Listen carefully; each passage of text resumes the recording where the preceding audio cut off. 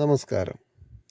ഇന്ന് പറയാൻ പോകുന്ന വിഷയം നമ്മൾ ഇഷ്ടപ്പെടുന്ന ഒരു വ്യക്തി അല്ലെങ്കിൽ നമ്മൾ സ്നേഹിക്കുന്ന വ്യക്തി തിരിച്ച് അതേപോലെ നമ്മളെ തിരിച്ചിങ്ങോട്ട് സ്നേഹിക്കുന്നുണ്ടോ എന്നുള്ളതാണ്.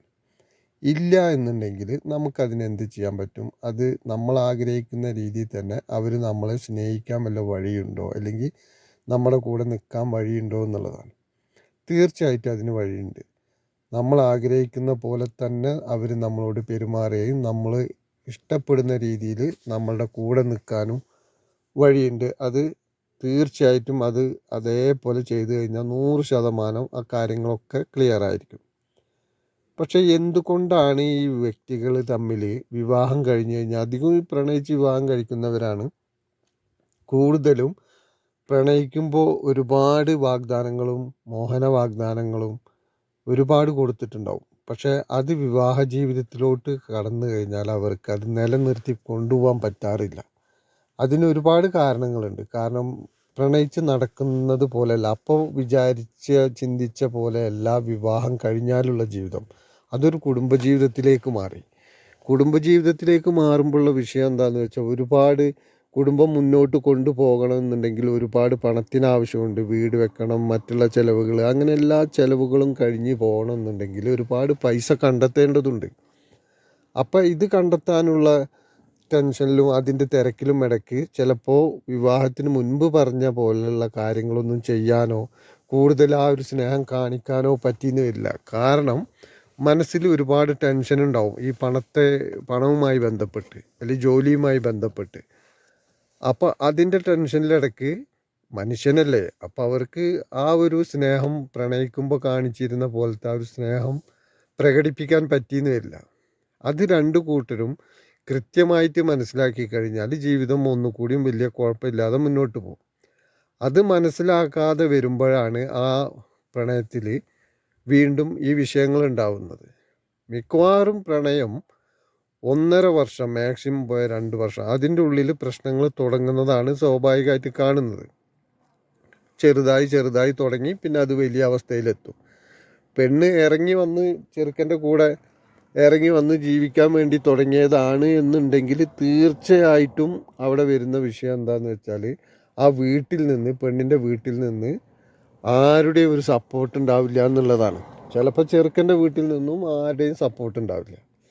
അപ്പോൾ ഈ ചെറുക്കൻ പിന്നീട് വഴക്ക് കൂടുമ്പോഴോ പ്രശ്നം വരുമ്പോഴോ ആ പ്രണയമെല്ലാം അവിടെ കഴിഞ്ഞു. ആ വിവാഹം കഴിഞ്ഞു, 1-2 കുഞ്ഞുങ്ങളാവുമ്പോൾ അതവിടെ കഴിഞ്ഞു.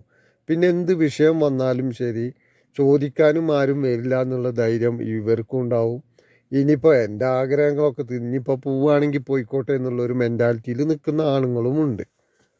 പിന്നെ ആണുങ്ങൾ ഉദ്ദേശിച്ച രീതിയിൽ നിൽക്കുന്നില്ല എന്നുണ്ടെങ്കിൽ അവരെ കൂടുതൽ ശല്യപ്പെടുത്തുന്ന പെണ്ണുങ്ങളുമുണ്ട്. അവരുടെ അവസ്ഥ മനസ്സിലാക്കാതെ അവരിപ്പോൾ കുടുംബത്തിന് വേണ്ടി ചെയ്യുന്ന കാര്യങ്ങളെക്കുറിച്ച് ചിന്തിക്കാതെ എല്ലാത്തിലും കുറ്റം പറയാൻ തുടങ്ങുന്ന പെണ്ണുങ്ങളുമുണ്ട്. കാരണം വിവാഹം കഴിക്കുന്നതിന് മുമ്പ് എല്ലാ നെഗറ്റീവും പോസിറ്റീവായിട്ടാണ് ഇവർക്ക് തോന്നുള്ളൂ. ആര് തന്നെ ഉപദേശിച്ചു കൊടുത്തിട്ടും കാര്യമില്ല. ആര് തന്നെ ഉപദേശിച്ച് കൊടുത്താലും അവർക്കത് മനസ്സിലാവില്ല. അവർക്കപ്പോൾ ആ വ്യക്തിയുടെ നെഗറ്റീവ് പോലും പോസിറ്റീവായി തോന്നും. പക്ഷേ വിവാഹം കഴിഞ്ഞ് കഴിഞ്ഞാൽ ആ വ്യക്തിയുടെ പോസിറ്റീവ് പോലും നെഗറ്റീവായിട്ട് ഇവർ കാണാൻ തുടങ്ങും. അങ്ങനെയാണ് ഒരു വിവാഹ ജീവിതമായി കഴിഞ്ഞാൽ കുറച്ച് കഴിഞ്ഞാൽ വീണ്ടും ചെറുതായിട്ട് തുടങ്ങിയ വഴക്ക് അത് മനസ്സ് കുറേശ്ശെ അത് വലുതായി വലിയ വിഷയങ്ങളിലേക്ക് ചെന്ന് അവസാനിക്കുന്നത്. പിന്നെ വിഷയങ്ങൾ വലുതായി കഴിഞ്ഞാൽ പിന്നെ അടിയായി വഴക്കായാൽ പിന്നെ ചെറുക്കനാണെങ്കിൽ ധൈര്യമാണ്. കാരണം വീട്ടിൽ നിന്ന് ഇറങ്ങിപ്പോകുന്ന പെണ്ണാണെങ്കിൽ പിന്നെ പറയുകയും വേണ്ട. കാരണം ചോദിക്കാനും പറയാനും ആരും വരാനില്ല. ആ ഒരു ധൈര്യം കൂടി ആകുമ്പോൾ അത് മൂർധന്യാവസ്ഥയിലെത്തി. അപ്പം ഈ പ്രണയം നമ്മൾ വിവാഹം കഴിക്കുകയാണെങ്കിൽ തന്നെ ചെയ്യേണ്ടത്, നമുക്ക് ആരെയും സ്നേഹിക്കാം, അതിനൊരു കുഴപ്പമില്ല. സ്നേഹിക്കുന്ന വ്യക്തികളുണ്ടെങ്കിൽ ഒരാളെ ഇഷ്ടപ്പെട്ട് സ്നേഹിക്കുന്ന ഒരു കുഴപ്പമില്ല. പക്ഷെ സ്നേഹിച്ച് കഴിഞ്ഞാൽ സ്വന്തം രക്ഷിതാക്കളുടെയും കുടുംബത്തിലുള്ളവരുടെയും അനുവാദത്തോടു കൂടി വിവാഹം കഴിക്കുക.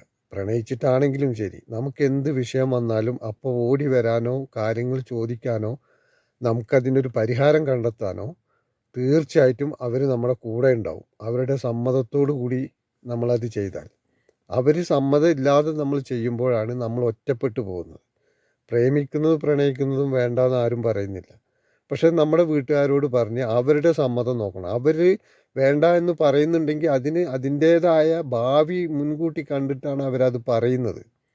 കാരണം അവർക്ക് ചിലപ്പോൾ ഒരുപക്ഷെ വിദ്യാഭ്യാസമില്ലായിരിക്കും, പക്ഷെ അവർക്ക് അനുഭവം ഉണ്ടായിരിക്കും, ജീവിതത്തിൻ്റെ അനുഭവം. അവരുടെ ചുറ്റുവട്ടത്തിൽ അവർ അറിയുന്ന വ്യക്തികൾ, അവർ പരിചയമുള്ള വ്യക്തികളൊക്കെ ഈ ജീവിതവുമായി ബന്ധപ്പെട്ട് പറഞ്ഞു കേട്ടും അറിഞ്ഞും കണ്ടറിഞ്ഞും ഒരുപാട് അനുഭവങ്ങൾ ഉള്ളത് കൊണ്ടാണ് അവർ ഇത് വേണ്ട, അത് മതി, അത് വേണ്ട, ഇത് മതി എന്നൊക്കെ അവർ തിരുത്തി പറയുന്നത്.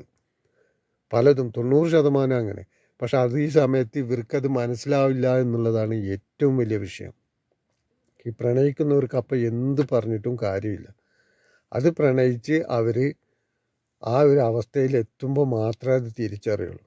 ഇനിയിപ്പോൾ ഏതായാലും എത്തിയവർക്ക് ഇനിയിപ്പോൾ അതിൽ നിന്ന് ഇങ്ങനത്തെ ഒരു അവസ്ഥയിലെത്തി. ഇനിയിപ്പോൾ പ്രണയവിവാഹം മാത്രമല്ല, സാധാ അറേഞ്ച്ഡ് മാരേജ് ആണെങ്കിലും ശരി, വിവാഹം കഴിഞ്ഞ് കുറച്ച് കഴിഞ്ഞാൽ പിന്നീട് ആ ഒരു പഴയ ആ ഒരു സ്നേഹമോ ഒന്നും കാണിക്കാറില്ല പല ആളുകളും. അതിൽ നിന്നൊക്കെ മാറി ഒരു യാന്ത്രികമായ ജീവിതം കുടുംബത്തേക്ക് വേണ്ട കൊടുക്കുന്ന ഒരു സ്നേഹമില്ലാത്ത ജീവിതവുമായിട്ടാണ് മുന്നോട്ട് പോകുന്നത്.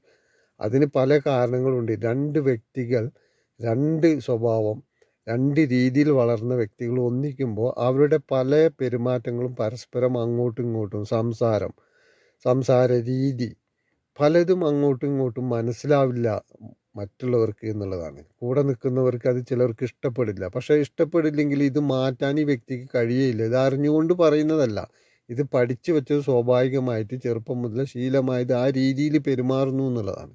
അത് മാറ്റാൻ ഈ വ്യക്തിക്കും കഴിയില്ല. അങ്ങനെ വരുമ്പോഴാണ് ഈ ചെറുതായിട്ട് തുടങ്ങുന്ന വഴക്കുകൾ സ്ഥിരം ഇടയ്ക്കിടയ്ക്ക് വഴക്കുകളായി മനസ്സ് അകന്നു നിൽക്കും. പിന്നെ വിവാഹം കഴിച്ചത് അല്ലെങ്കിൽ മക്കളുള്ളതിൻ്റെ പേരിൽ ഒരുമിച്ച് അങ്ങ് മുന്നോട്ട് പോകുന്നു എന്ന് മാത്രം. അപ്പോൾ ഇതിന്നൊക്കെ മാറി, ഇപ്പം ഇങ്ങനെ സംഭവിച്ചവർക്ക് ഇതിന്നൊക്കെ മാറി എല്ലാ കാര്യങ്ങളും ക്ലിയറായി വളരെ ഹാപ്പിയായി സന്തോഷമായി ജീവിക്കണം എന്നുണ്ടെങ്കിൽ അതിന് വേണ്ട വഴികളും കാര്യങ്ങളും ചെയ്താൽ കൃത്യമായിട്ട് നമ്മൾ ആഗ്രഹിക്കുന്ന രീതിയിൽ അവരൊക്കെ നമ്മളോട് തന്നെ വളരെ സ്നേഹത്തോടു കൂടി ജീവിക്കാൻ കഴിയും. അതിനെക്കുറിച്ച് നിങ്ങൾക്ക് അറിയണമെന്നുണ്ടെങ്കിൽ നിങ്ങൾ വാട്സാപ്പിൽ മെസ്സേജ് ചെയ്യുക. ഇതിൽ വാട്സാപ്പ് നമ്പർ കൊടുത്തിട്ടുണ്ട്. അതിൽ നിങ്ങൾ മെസ്സേജ് ചെയ്ത് കഴിഞ്ഞാൽ അതിൻ്റെ എല്ലാ ഡീറ്റെയിൽസും കാര്യങ്ങളും നിങ്ങൾക്ക് അറിയാൻ പറ്റും. എങ്ങനെ ചെയ്യണം, എന്താണ് എന്നുള്ളതൊക്കെ അറിഞ്ഞ് തീർച്ചയായിട്ടും നിങ്ങൾ നല്ലൊരു രീതിയിൽ ജീവിതം വീണ്ടും മുന്നോട്ട് പോവുക. പകുതി പൊട്ടി നിൽക്കുന്ന ജീവിതമാണെങ്കിലും നല്ല രീതിയിൽ അത് മുന്നോട്ട് കൊണ്ടുപോകാൻ നിങ്ങൾക്ക് തീർച്ചയായിട്ടും കഴിയും. 100% നിങ്ങൾക്ക് ഞാൻ അതിന് ഉറപ്പ് തരുന്നു. എന്തെങ്കിലും സംശയവും കാര്യങ്ങളും ഉണ്ടെങ്കിൽ വാട്സാപ്പിൽ മെസ്സേജ് ചെയ്യുക. നന്ദി, നമസ്കാരം.